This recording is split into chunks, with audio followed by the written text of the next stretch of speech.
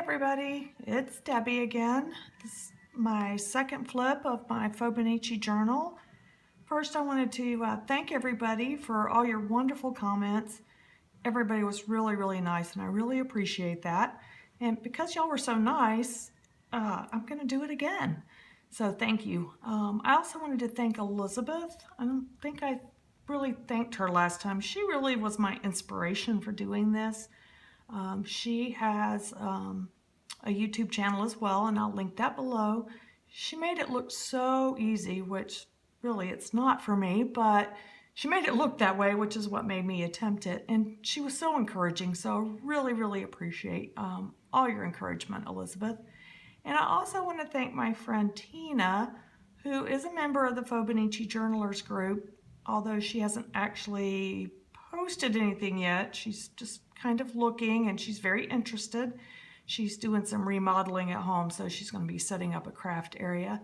But anyway, she looked at my flip, which I didn't realize until we had lunch yesterday, and she not only told me that she thought it was done well, but she fussed at me for all my self-deprecation, and so I'm not allowed to do that anymore. So thanks, Tina, for that. Appreciate it. Before I get started, this is where we ended last time. I was looking back through my book, and this was the one thing I got the most comments about, was the blackout poem or the found poems. And I forgot to point this one out, which is actually done with whiteout instead of the black. I didn't want the black on this page, would make it too dark, and because the words were a beachy theme, I did want to use it on this page, so I used whiteout instead, and it turned out really well. And you can also use any color. You can actually make them in shapes. There's so much information out on Pinterest and YouTube about how to do those and different ways to do them. So if you're interested, you really should check those out. I like the way they turn out, like the way the words just usually flow together, and anyway, they're a lot of fun if you want to do one of those. So on to my next page. This was Tuesday, September 8th. It turned into a black and white page. That wasn't initially my intention, I don't think. I did start with the black and white washi, the paisley print, and I had these Tim Holtz rub-ons I wanted to use. And I had this little card that was a who, what, when, where, and why card. And once I started pulling everything out that I wanted to use, I realized most of it was black and white, so I just decided to go with that. I really liked the way it turned out. This was the first page that I did not color in the background, and of course that's because it was black and white. I had this found poem. I love this one. It says, "Unnoticed in the daylight, quieter than usual. No one said anything. It was cold. The moon was a sliver." I just love the way that turned out, and I had this little black and white stamp I added to it. And then I did the little draw it, which was the giraffe. So it all just kind of came together, and I like the way that looked. This page was actually inspired by this washi, which my daughter-in-law got for me at the dollar store. I just love that. It's that kind of waxy tape, which I'm not real thrilled about that because it's hard to get it down, but it's beautiful, beautiful colors, and I love the print on it. And then I also used some journal cards that I had from Michael's. They came in a big pack for like $1. And I like to have little structured areas to write in. If you can't tell, I usually have little blocks or something to write in. So I loved using those, and they were purple and pink, and they went with my theme here. And then I just outlined them with my gel pens. I love the Jelly Roll pens. Those are the ones I use. They're just regular old Jelly Roll pens, the regular kind. So I love those. And I don't know if you can tell or not, but these are all single pages, and the color really doesn't come through, and that's why I like this journal so much. Sometimes after a while the writing starts, I don't know if you can see that, starts to come through a little bit from the other side, but later on I actually started doubling my pages so that wouldn't happen anymore. This was September 11th, and then these are just my memories of that day. And this was also a 5 on Friday, but I did not write down the 5 things. I'm sure it had something to do with red, white, and blue, USA, gold, and probably hearts. So normally I would write that down. I should have put that like on a tip-in or something. In any case, on this day, I loved these. I got these from Michael's also. They're like these little chipboard stickers, not stickers, letters, which I glued on, but they're so thick, and then when you turn the page, they're really hard to write on, so I don't think I used them anymore after this particular day.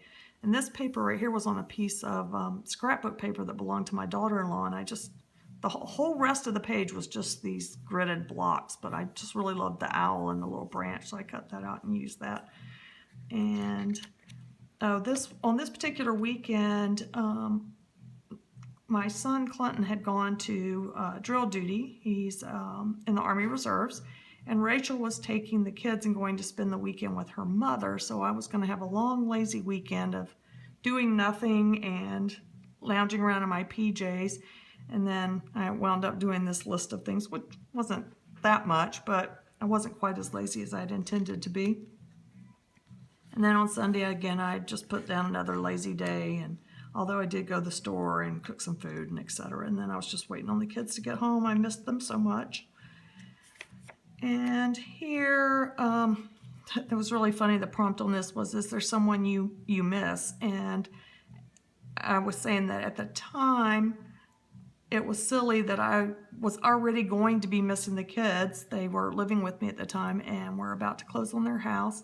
And then I just journaled about how much I was going to be missing them after they moved out. On here, I did a little flip up, tip up, and then I don't know if you can see this in the picture, but the reverse side of the tip up was upside down. So there you go. I did these little doodles. I actually copied those out of a how-to book. And I like the way those turned out.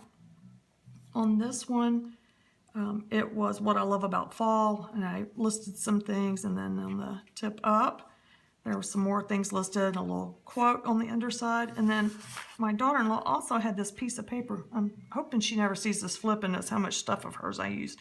But it was already cut like this. I guess it came that way. I'm not really sure. But anyway, I journaled on that and made a little pocket and stuck it in there. On this one, I did a lot of color. I love the colored pencil in here. Somebody on one of the groups somewhere had shaded their page in alternating colors with their colored pencil, and I really liked the way that looked, so I copied that idea. Fair warning, I do copy ideas, so if you put something out there and it's really cute, I will at some point copy it. Actually make notes so I can remember later when I'm don't have an idea for the day.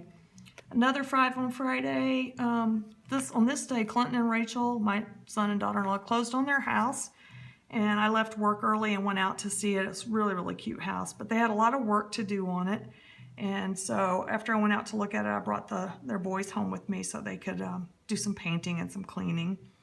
And then this was the 5 on Friday decorative paper, red, white, and blue pen or pencil, which I did have the red, the blue, and then the white. I love that white. Of course, I'm not going to be able to find it right now, but the white pen that like writes on everything. There it is. The Uniball Signo. That is such a great pen. It writes on just about anything. And then strips of paper. So I used my scissors and just cut some my shape scissors and cut some little strips of paper. And then on this, everybody else was starting to do fall pages at the time in a lot of areas of the country. I'm sure it was cooler, but here in Atlanta, it's still very hot. And I wasn't ready to give up on the whole summertime thing yet, so I used some leftover things I had and made a little collage page for that. And I think I'm going to stop there so I don't run out of time. That's what keeps happening every time I try to film this. So I hope you enjoyed seeing this. If you have any questions about anything I did or where I've got something, if I can remember the source, I'll be glad to tell you. And I really appreciate all your wonderful things, and we'll see you next time. Thanks.